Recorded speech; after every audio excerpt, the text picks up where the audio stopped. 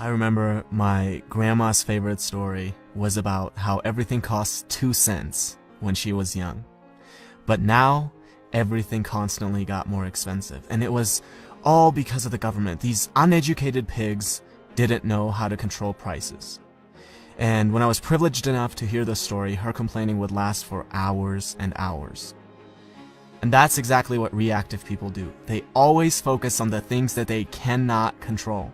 It's not possible that a concept like inflation would exist. And if it did, it's impossible that they wouldn't know about it. On the other hand, proactive people realize, look, even if my complaining were completely objective, it doesn't help me. So I'm going to focus on what I can control. If a proactive person owns a business where he sells a product, instead of focusing on how people these days don't appreciate good products anymore and how the government has horrible regulations, he focuses on how can I improve my product so my customers can't live without it. Do you realize how much responsibility, how much dedication, how much hard work comes along with asking that question? And what do you think our effort minimizing brain is going to pick as default? And that is exactly why most people focus on the things that they cannot control rather than focusing on the things that they can. Habit number 1 is be proactive. Now, imagine you're at a funeral, but this one's different from all the funerals you've ever been to. You're standing over the casket and you see yourself. What do you have to say about yourself?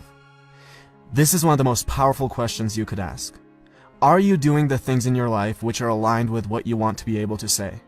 Do you want to say that you are a good spouse? If that's the case, how does coming home and instantly being negative towards your spouse affect that?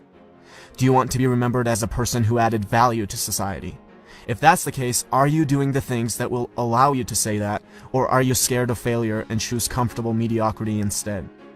Almost every one of us will have to readjust how we live when we ask this question. Habit number 2 is begin with the end in mind.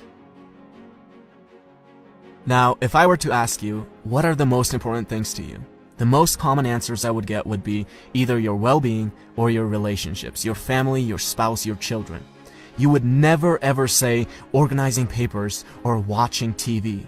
But how many of us spend more time organizing papers and watching TV than planning our nutrition and going to the gym or cultivating a healthy family environment? There's a horrible disconnect between what we say and how we actually allocate our time. Habit number 3 is put first things first. Now, imagine you're an author and I'm an author, and we both write interesting books, and we both have access to an audience of about 100,000 people. I read your book and I love it, so I decide to share it with my audience, and as a result, you now have thousands of people buying your book and reading your ideas. You see this and think, who is this guy? Let me take a look at his book. You start reading my book and think I have ideas that are valuable, so you decide to share it with your audience. And as a result, I now have thousands of people buying my book and reading my ideas. Notice how different this is from my creating a little creepy Amazon account, finding your book and leaving a bad review, hoping that this will deter a few people from buying your book, which will in turn somehow get them to buy my book. Habit number 4 is think win-win. Stop thinking of everything as a zero-sum game. For you to win, another person does not have to lose. Something I want my viewers to do is to subscribe to my channel. But you will never hear me say, well, I worked really hard, guys. I dedicated so many hours to this. Please subscribe. Look, who cares if I worked hard? Who cares if I've spent days creating this video? The real questions are, does it offer value to you? And why should you dedicate your time to subscribing when you could be doing anything else that you want? Habit number 5 is something that I try to use every single day with every interaction that I have and with every comment that I reply to, and it is this: seek first to understand, then to be understood. Now, imagine there are 2 people and a tree with 5 apples on it. They're both too short to reach the apples, but if one of them sits on the other's shoulders, he can reach all 5 of the apples. This is called synergy. The whole is greater than the sum of its parts. Now, I'll be the first one to admit that you can't achieve this with everyone, but you should always be looking for opportunities to create synergy.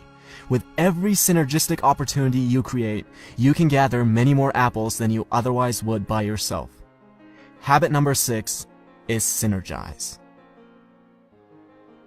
A man has been trying to cut down a tree for hours, and after a while his neighbor can't take it anymore, goes over and says, "You know, if you sharpen the saw, you'll be able to cut it down faster." And the man replies, "But sharpening the saw is going to take time." Now, we might laugh at this story, but we do the same thing all the time. We can't find 30 minutes a day, 4 times a week, to go to the gym. Our health deteriorates to a point where we're physically incapable of being effective. We can't read a book for 15 minutes a day and mentally stimulate ourselves. No, these things take too much time. And then we have the audacity to ask for little tips and tricks on how to be effective. It's like telling your engineer, "Don't worry about the foundation. Where can we get the magic bricks that will float in the air?" Habit number 7 is sharpen the saw. And these are the 7 habits of highly effective people by Stephen Covey.